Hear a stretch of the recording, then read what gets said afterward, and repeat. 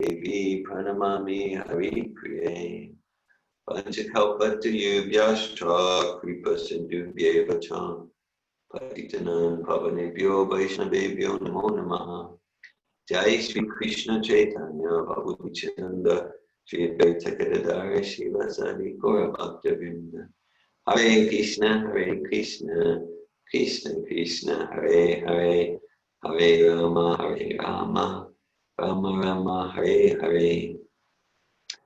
Namo Vishnu Padaya, Krishna Prasthaya Bhutale, Srimate Bhaktivedanta Swami Niti Namine.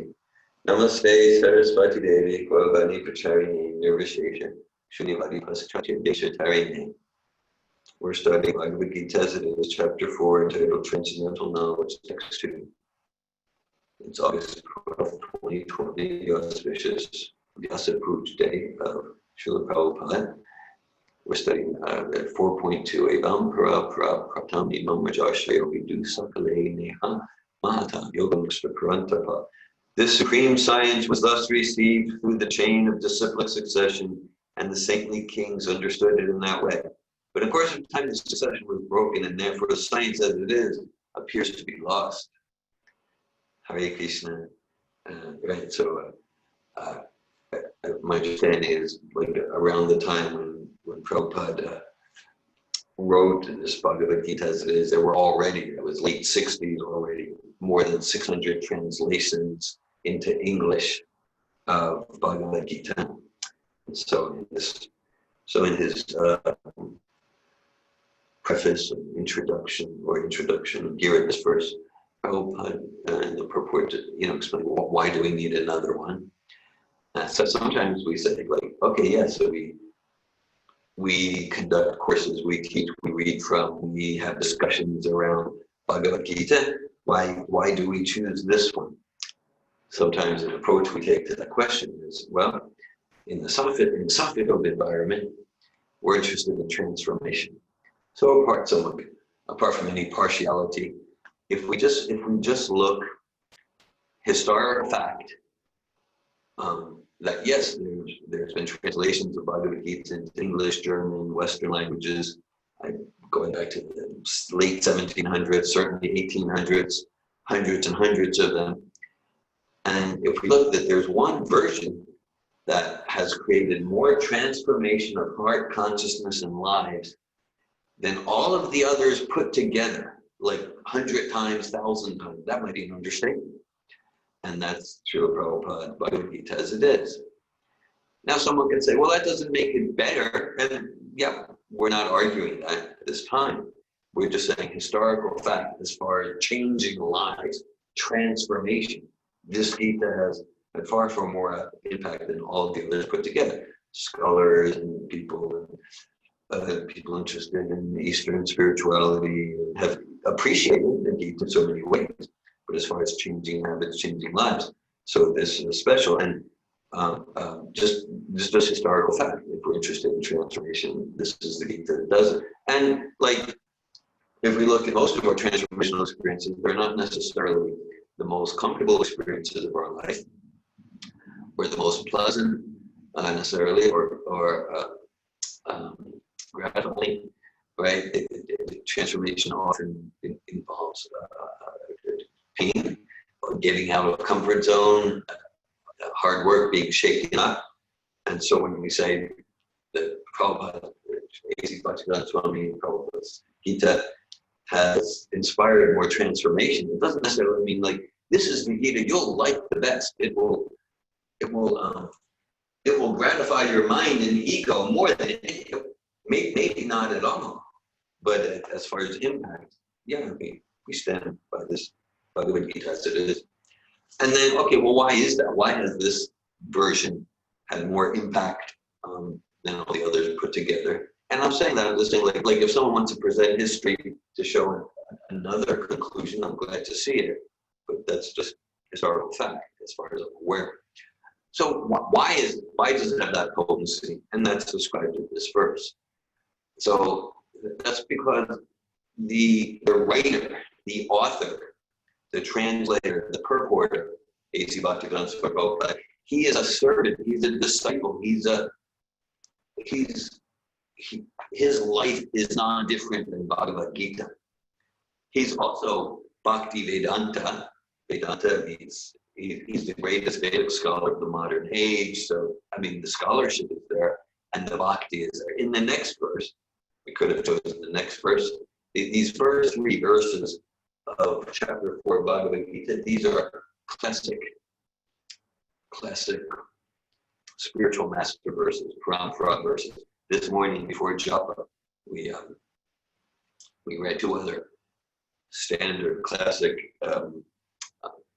guru verses from Bhagavad Gita, 2.7 and 4.34 and 4.123 and 4.3. Saevayam maya teja yo nasa prantapan bhaktosi me sakajiti vasyami tad uttamam. Krishna says to Arjuna. Now Arjuna, he was not known as like a great scholar of the time. He was a warrior. He was a military man. So one could say, why is Krishna speaking to him instead of someone who's known as a great philosopher or scholar or linguist or something? Why is he speaking to Arjuna? He says, Bhaktosi me sakajiti rahasya etaruta. He says, I'm reestablishing the disciplic succession with you, Arjuna, because you're my devotee and you're my friend. You're my devotee and you're my friend. Therefore, you're qualified to grasp, to realize the transcendental mystery of this science, of this sublime science. Arjuna's qualified to realize, because Arjuna has bhakti. Arjuna has love, and he has a pure service mentality. For the speaker of Bhagavad Gita, Bhagavan Sri Krishna, and Srila Prabhupada, I'll say, based on my understanding, unlike others who have, attempted to give Bhagavad Gita, Srila Prabhupada is completely in the line of Arjuna.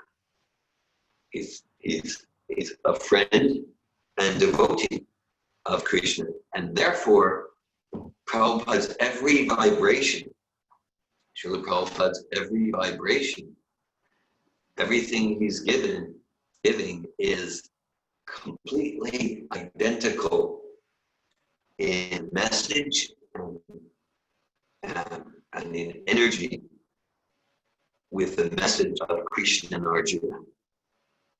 So that's why, like this term, the title, Bhagavad Gita as it is, it could be seen, that's arrogant or pretentious. Actually, the opposite is true. Prabhupada's saying, like, there's no other agenda here. I'm simply presenting my Lord Sri Krishna's words. You can feel Prabhupada's love for Arjuna and Krishna,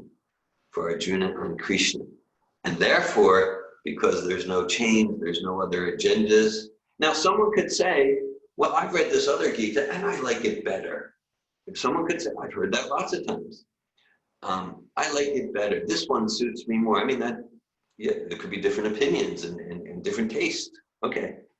And this is Bhagavad Gita as it is. This is as Krishna is giving it. And that's why it has potency. That's why it has potency. Potency to move us, potency to inspire us, potency to shake us up, potency to get us to question, and potency to get us to drop masks, and potency to pierce through all layers of mind, intellect, and ego, and go right to the heart, and question something we didn't even know we had. And that's it. And so this title is a symptom of profound humility. Like the author, I'm not getting there's nothing in the way here. I'm simply presenting Krishna's words, Krishna's message. So that's why this Bhagavad Gita, as it is given to us by A.C. Bhaktivedanta Swami Prabhupada, has special potency. And so Prabhupada, he gives different examples sometimes. on the first verse of Bhagavad Gita, Dhritarashtra Vacha, Dharmakshetra Kurukshetre, Mamakam Pandavas Chaiva, Samaveta Yutsava, Mamakam Pandavas Chaiva, Kim Kurvata Sanjaya. Dhritarashtra asked Sanjaya, what did my sons and the sons of Pandu do gathered there in the battlefield of Kurukshetra? So Prabhupada saying that, there was a real battle. And then some commentators, they'll say, well, this is all figurative, this is all allegory. This is all allegory. And it's all symbolic. Kurukshetra represents the body. And we can get metaphorical value. See, what is my personal battle of Kurukshetra? And we want to look at it that way. At the same time, it was a real historical event. And to deny that becomes speculation. There's a verse later in the Bhagavad Gita, Manmana Bhavaman Bhakto Man Yaji Mam Namasku Mamivesha Samyukdevam Atmanam Parayana. Krishna says, just become my devotee. Absorb your mind in me, offer obeisance to me, worship me, serve me. So then Prabhupada will cite some commentators, a particular commentator who was also a political leader in India at some point. And this commentator will say, it is not to Krishna who we must surrender. It is the unborn within Krishna. So Prabhupada will cite that as an example of, certainly Bhagavad Gita was never meant for the demonic persons who would dissipate its value for no one's benefit and would devise all types of interpretations according to personal whims. So that would be an example of interpretation according to personal whim. It's not that Krishna saying, surrender to me. That's the message of Bhagavad Gita. I don't like that message. Okay, we might like it or not like it. Prabhupada's giving it as it is, and we can respond to it as we choose. So, say like other editions, looking, the unborn within. Yeah, I like that. Maybe we like it. It's not what Krishna is saying. Okay, and it has no. What's that even mean? The unborn within. Sounds interesting. It sounds interesting. I don't know why. Yeah, yeah, exactly. So, okay. So today's Prabhupada's Vyasa Puja, and so Vyasa Puja means we went, as aspiring followers of Srila Prabhupada, we went every day, 24 hours, to be appreciated with deep heartfelt gratitude of the matchless gifts we've gotten from Srila Prabhupada. So it's not been like, okay, one day a year for a few hours. Srila Prabhupada, the idea is this is, like our life, like I aspire that my life is a living testimony to gratitude for Srila Prabhupada. Okay, and at the same time, we have one day, it's like a special structures to share with each other, meditate on what we've gotten from Srila Prabhupada, to rededicate ourselves to serve his mission. I would say there's 18 Vaishnava holidays that Srila Prabhupada gave us on the Vaishnava calendar. He said, if you want more, he could give us 2 or 3 per week. He could give us 200, 300, and we can expand. But like 18 that he particularly wanted us to celebrate, like that. Yesterday was Sri Krishna Janmashtami, and during morning program I said, Sri Krishna Janmashtami it's a special day where we can practice, endeavor to make Krishna the most important person in our life. Actually, though, this is the most important day. Yes, it was Sri Krishna Janmashtami. But what would Krishna mean? What would Lord Chaitanya, the 6 Goswamis, Sri Krishna, Ramachandra, and Sita, what would any of them mean for me if it were not for Srila Prabhupada? They wouldn't mean anything for me. So this is the most important day. I'll speak for myself. This is the most important day of the year.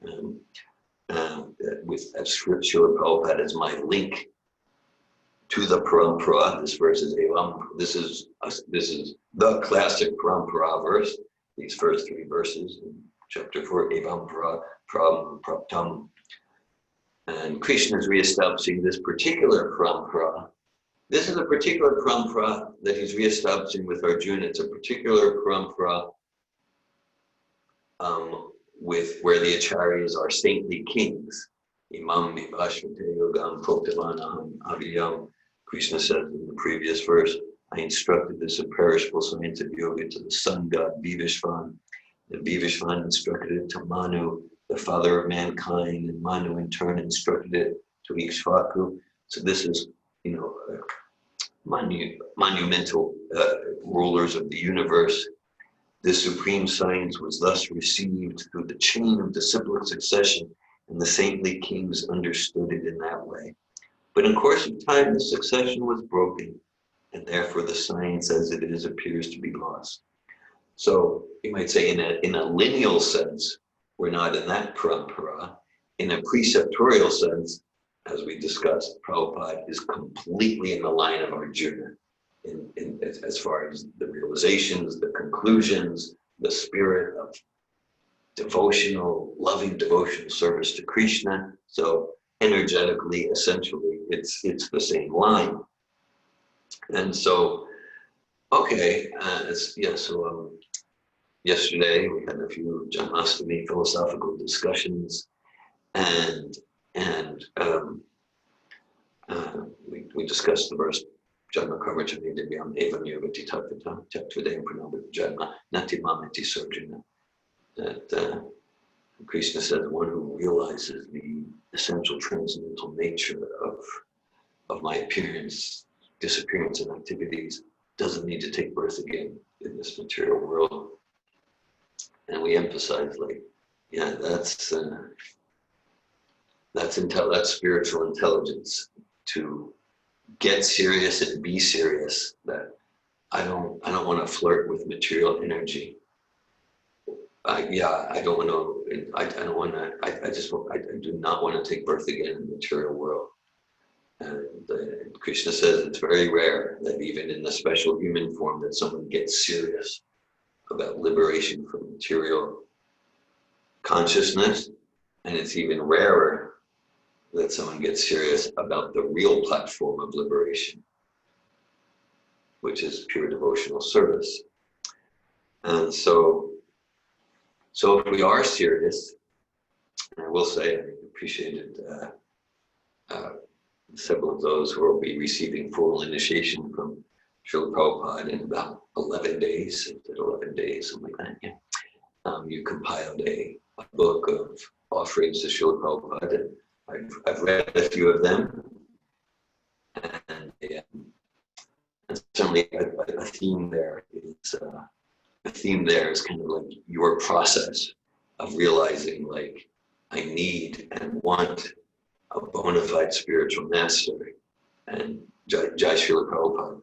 So that's it. Just like in any field, any serious field, if we want to cultivate mastery, we really want to achieve, then we get like a master teacher. We get a master, so someone who knows the science, the art, the craft, like that. So Krishna says, of all the sciences, I am the supreme science of the self. So many sciences and arts and endeavors, and they all have their place in human culture and human society. And the most important science is the science of self-realization, the science of learning how to transcend and disentangle ourselves from the misidentification of the self with matter. Yayasamo hito jivo atmanam trigunatmakam parupi manote nartam tatkritam janipadyate. That's a Bhagavad Gita verse that says the root cause of all misery, suffering, anxiety, agony is that the spirit soul, the pure spirit soul, misidentifies the self with matter, and then from that, anartha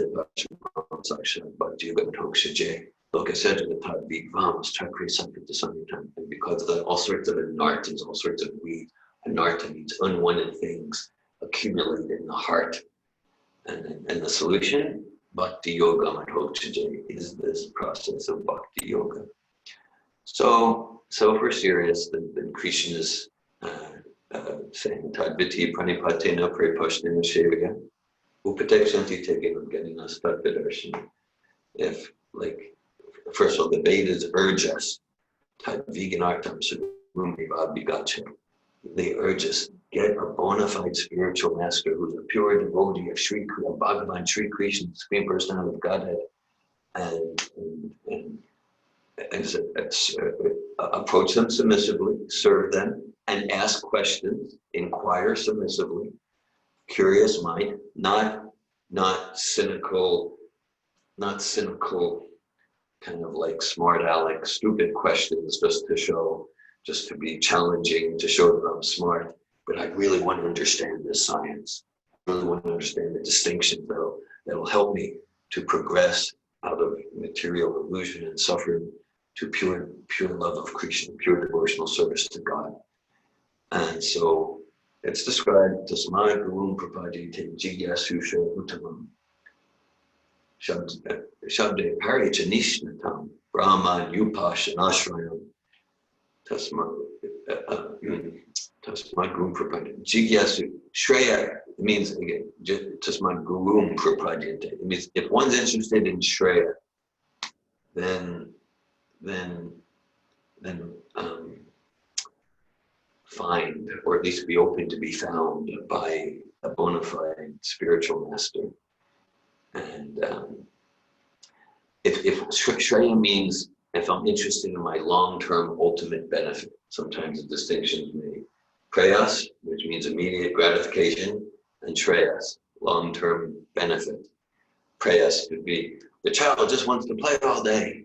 But the parents know, like, yeah, that's your immediate benefit, but let's take 3 or 4 hours for school, and that's going to serve your long-term benefit, right? So we're all children. I just want to play all day. I just want to, okay, and then maybe minutes later, what to speak of years later, because we didn't invest in our eternal benefit, then we regret it the next morning. So if one's interested in the ultimate, Shreya Uttama, in the ultimate values of life, then one must have a bona fide guru. Bona fide guru, Kipa Vipa Kipa Nasi, Sujakini Naya, Ye Krishna Takvadeva, Sei Gurahaya. One who is expertly realized, not just the scholarship, also the scholarship. One who's expertly realized in the science of Krishna. Ye Krishna Takvadeva, Sei Gurahaya. One who's expertly realized in the science of Krishna. So, as we've discussed, mentioned briefly, Srila Prabhupada perfectly fulfills the qualifications and descriptions of the Vedic guru, the Bhagavad Gita guru. Someone can say, yeah, but what about this one, that one? Okay, I know myself, I don't stand by, I don't say things like Prabhupada's the only way. Prabhupada might be the only way. I'm just not saying, I'm not saying that he is. I am saying 100% certainty that we take self, and I'm not presenting myself as an example of someone who's doing it particularly well or in any way that's impressive. But to follow Srila Prabhupada as a pure devotee of Krishna, we follow him, and that is the lifeline out of the material world and toward pure devotional service, to loving devotional service to Krishna. If someone says, I have another goal, I have another way, okay. Hope it's going well for you. And here's what I'm sharing with full enthusiasm.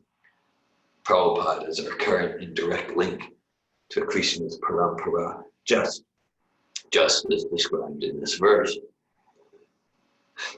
It's described in Sri Chaitanya Charitamrita and Sri Chaitanya Mahaprabhu's teachings to Srila Rupa Goswami. E Rupe Brahmanda Brahmite Kuna Bhagavan Jiva Guru Krishna Prasadipai Bhakti Latavij.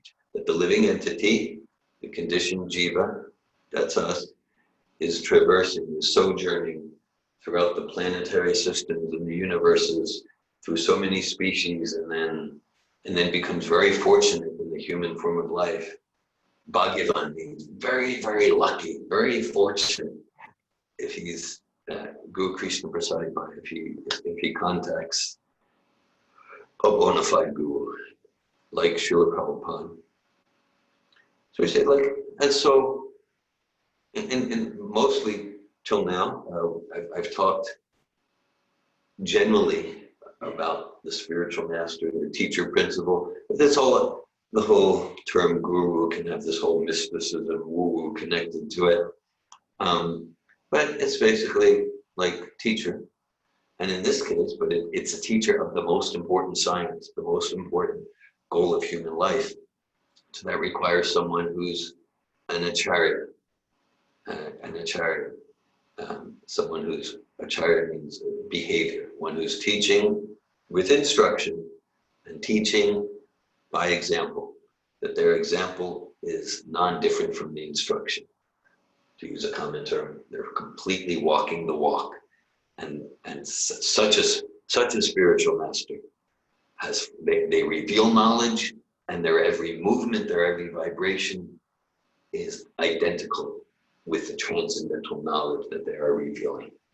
That's why people hear from Prabhupada, their life's changed, and we hear, oh yeah, I just saw Prabhupada the way he drank water, and my life was changed. Things like that. So it can be like that, because just their every movement, every vibration is non-different from this absolute transformational transcendental knowledge that they're revealing. And well, I think like in a few moments I'll stop speaking and we'll go into discussion, and then after that maybe we'll have a short break, and then I think then for maybe 2.5 hours, 2 hours or so, I think different members of the community, yes, the different members of the community, we'll share our personal appreciations for Prabhupada, personal sense. And so Srila Prabhupada, it's inconceivable, because not just like he's this amazing representative of Prahlad Maharaj. Prahlad Maharaj is he's known for so many things. One of them is that he prayed to Lord Nrsingadev. He said, I don't want liberation until everyone's liberated.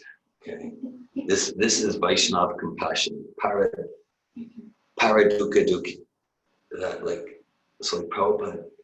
He's completely blissful. He's staying at the Radha Damodar temple established by Srila Jiva Goswami at the Samadhi where Rupa Goswami is, and he has his room there. He's chanting Hare Krishna. He's just complete in inconceivable bliss. He doesn't have to come to New York. He doesn't have to come to Gainesville. He doesn't have to come to Switzerland or Russia. He doesn't need to do that. And it's like, well, he had a first-class flight. No, he went through incredible austerity. That's why reading Prabhupada's teachings, learning Prabhupada's biography, deepens our appreciation. And then he was getting up, he was rising at 1 a.m. to give us these books. That's I consider one of the greatest ways I can never begin to repay a fraction of a percent of the debt I have to Srila Prabhupada. One way that I can try is to commit to Srila Prabhupada to continue to read all of his books for the rest of my life. He gave so much transcendental knowledge, transcendental transformational knowledge in his books, and just the anxieties he undertook. We could say for Lord Chaitanya's mission, for Bhaktisiddhanta's mission. What that means is the anxieties he undertook. It's like we're all trying to manage our lives. And with Prabhupada, and he didn't need to, like, because he was completely set for spiritual retirement and like that. And then he came to the West and like that. And so the anxieties he took for us, for me, for Keith, for Rebecca, for Melanie, for Gajendra, for Daru, for Brielle, for Patrick. Prabhupada took anxieties for us simply from compassion and love. Simply from compassion and love. All right, so this verse reads, Ivam parampara praptam ivam vajarsha govidu sakaleneha mata yoganashta parantapa. The supreme science was thus received through the chain of disciplic succession, and the saintly kings understood it in that way. But in course of time, the succession was broken, and therefore the science as it is appears to be lost. Hare Krishna. Thank you all for listening. Thank you for your devotion to Srila Prabhupada. And I welcome at this time any comments or questions. Bhakti Dominique. Thank you. Hare Krishna. I was wondering about the history of Srila Prabhupada revealing that he was the spiritual master.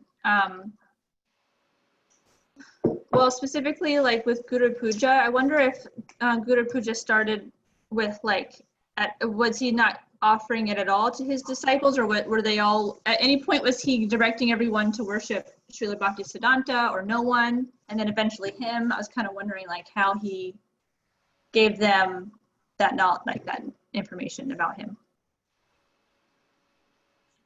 Yeah,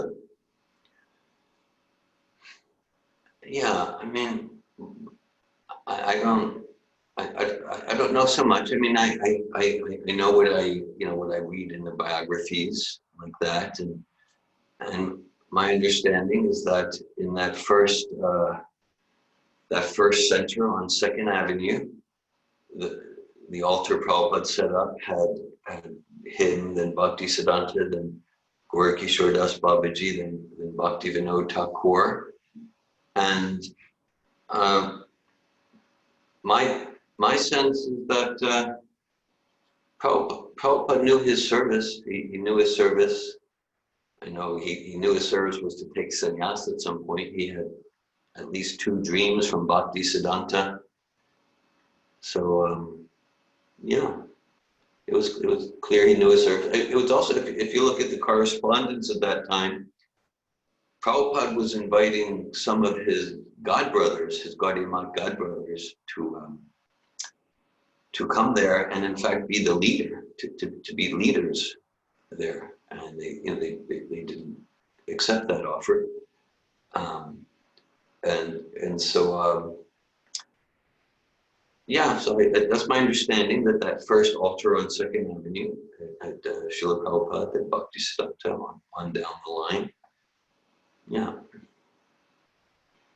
And as far as the different programs, like what is now the standard morning program, I think that didn't come in its fullness until maybe around 1970, 71. I think Prabhupada really established that around like Los Angeles, 77. What was happening is like the standard program, late 60s, early 70s. This is what I get from, I've read many biographies, that more and more each year coming out, but the standard program was like devotees would go out and like chant on the street, because there weren't many books at that time. They would chant on the street, like till midnight, 2 a.m., get back, then get up whenever they get up. And then, so the chanting was amazing. They were just completely absorbed. But then Prabhupada could see that this is not sacred, this is not regulated.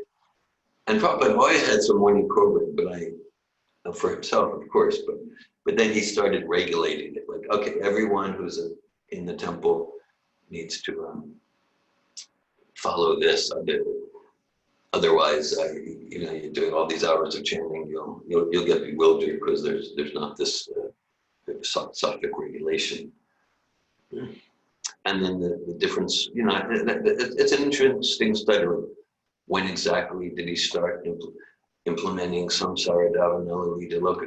With the Nrsingadev prayers, I think it was somewhere around, I'm going to guess, I think it was maybe 67 when Prabhupada was ill. And then and they thought he might depart. And then Prabhupada, I think, gave them Nrsimha prayers. Not that they weren't there, but like he would like chant these every day for protection. So exactly how, what was the chronology of when Prabhupada gave Shri Guru Charana Padma? When was the first time he sang with his Western disciples, Jaya Radha Madhava? These are interesting directions for research. Thank you, Dominique.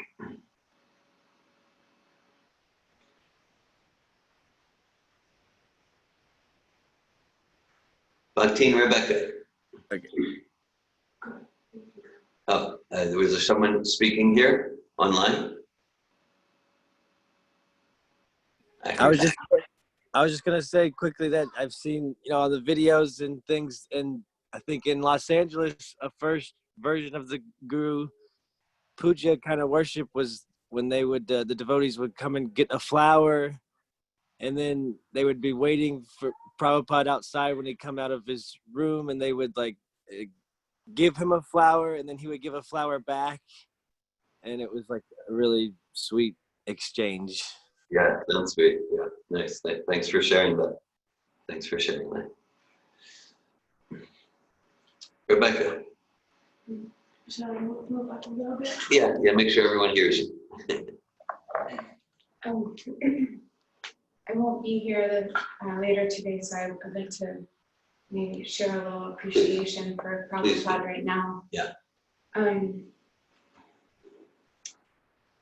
So something came to me while I was driving here this morning that felt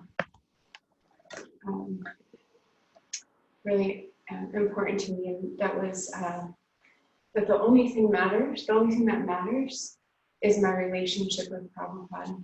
I don't know exactly fully, because it felt like a realization that I don't fully have a full understanding of, but the only thing that matters is my relationship with Prabhupada. Nothing else matters.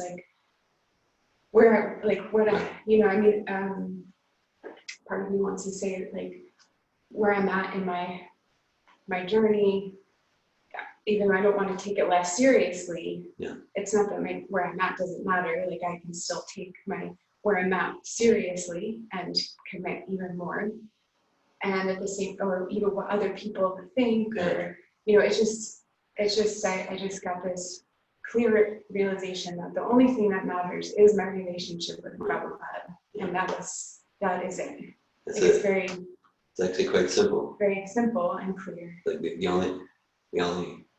only approval you need to be concerned with is, are you pleasing Prabhupada? Yes, and it reminds me of that Mother Teresa prayer that always comes to my mind quite often, which is, no matter what happens in the world, kind of just summarizing that it's between you and God anyway. It's not between you and all of these other people, and it never was. And it never was. It was always between you and God. And so that was one thing that came to me, and then this morning, and then something else that I connected with while you were speaking this morning about Prabhupada is that yes, I'm personally experiencing. I have been experiencing just a real relationship with Prabhupada. I notice in when I sing Prabhupada's names, or that there's a deepening of my love and affection for Prabhupada that I'm not working at. It's just it's naturally it's being revealed. Yes, it's naturally unfolding, and I feel really really connected with Prabhupada. He's here with me, and he's guiding me. And I was thinking, I connected with, there are other gurus. Maybe there's another guru out there that is, like you were saying, maybe there is someone else who's who's really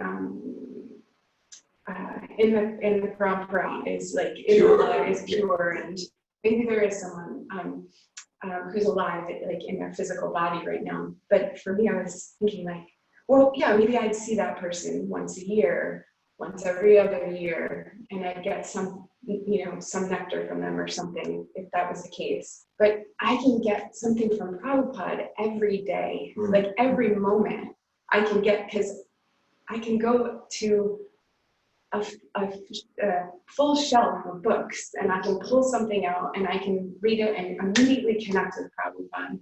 I don't need to wait a year to go see my spiritual master to get some kind of exchange. It's like the exchange can happen in every moment. And I'm just feeling really grateful, like that I have that's available to me, that I have that available. And I'm reminded, Prabhupada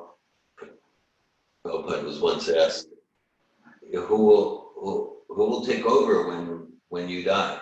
And Prabhupada said, I will never die. I will never die. I will live forever in my books. And that wasn't just a metaphor or a poetic thing to say. You experience Prabhupada's full presence. Yeah. Yes. So that's how I want to appreciate Prabhupada today. And so Hare Krishna. Thank you, Bhakti and Rebecca. Hare Krishna. I'm moved by your sharing. Thank you. Hare Krishna.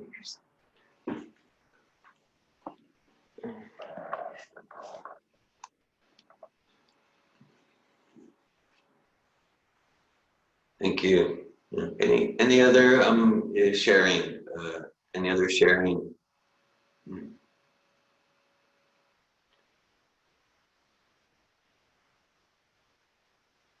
Was there a comment there at the Bhakti Yoga retreat? Okay. Yes.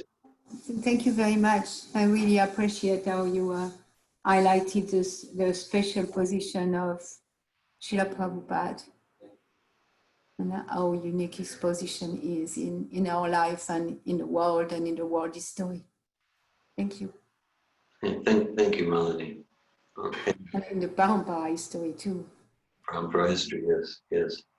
Yeah, following up on what, I mean, just a basic spiritual point, a basic spiritual philosophy is that if it's spiritual, it is not dependent on matter. It can be communicated through matter, and then if it's communicated through matter, then it's not matter anymore, then it's spiritual. So this, we sing, Divyagan Vide Prokashito, we sing to Prabhupada. You fill our heart with transcendental knowledge, Divyagan, which is the essence of initiation. Divyagan, Diksha, Prabhupada equates Divyagan, Diksha, that's initiation. And then there's the formality, the formal event is also transcendental when done in devotional consciousness according to Parampara, according to Srila Prabhupada.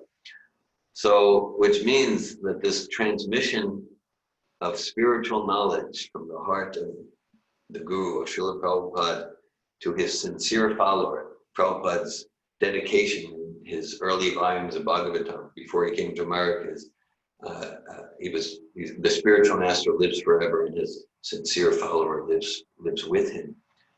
So it means it's just not dependent on physical presence in the same room.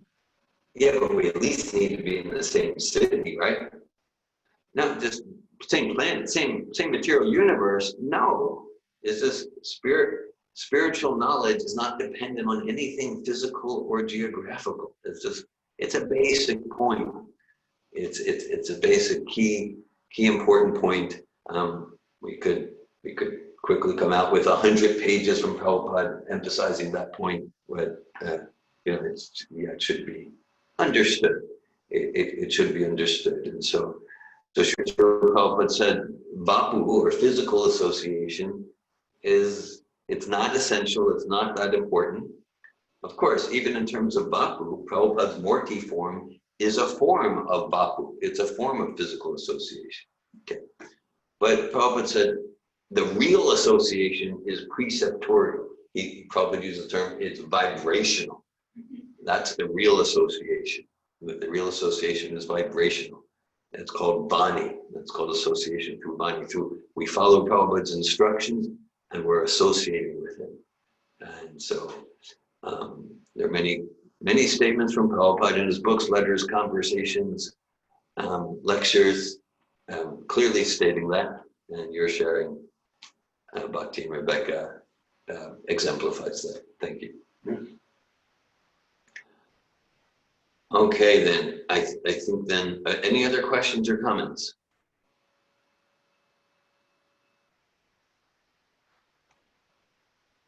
Okay, then.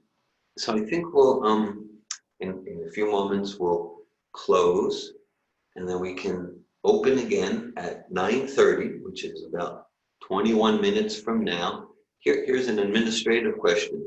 There at the Bhakti Yoga Retreat, would you like to host the Zoom at 9:30? My Zoom's been working for this last 2 hours, been very steady for 2 hours. It's nice, but we did have problems yesterday and early this morning.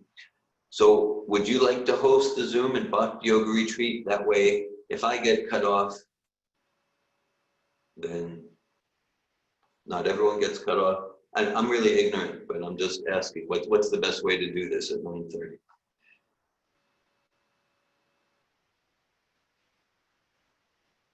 Anyhow, we don't need to take everyone's time. Hare Krishna, dear Govinda. Yeah. I just wanted to share, when you get cut off, I think I got this notification yesterday that Bhakti Yoga Retreat automatically became the host. So that will happen if you get cut off. Okay. All right. That's good to know. All right. So we'll let's appreciate Srila Prabhupada, His Divine Grace A.C. Bhaktivedanta Swami Prabhupada ki. Bhagavad Gita ki. Aye. Jai, Jai, Srila Prabhupada's auspicious Vyasa Puja Appearance Day ki. Jai, Aye. Prabhupada. Dear Govinda, are you coming here?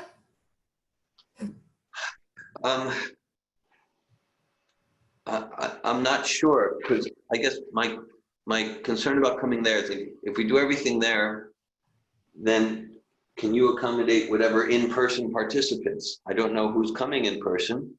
I think Patrick's coming in person, and yeah. So I think maybe We could accommodate if you speak from one end, and then we also have people in my office, maybe. Okay. Why don't we? It's better it's at your place, but. Okay, let's do it at my place. Let's stick here. My internet's been working the past 2 hours, so let's do it at my place. Yeah, your internet went off during Japa period, but since you put it back, it's being steady. Good. Okay. Hare Krishna. Very well.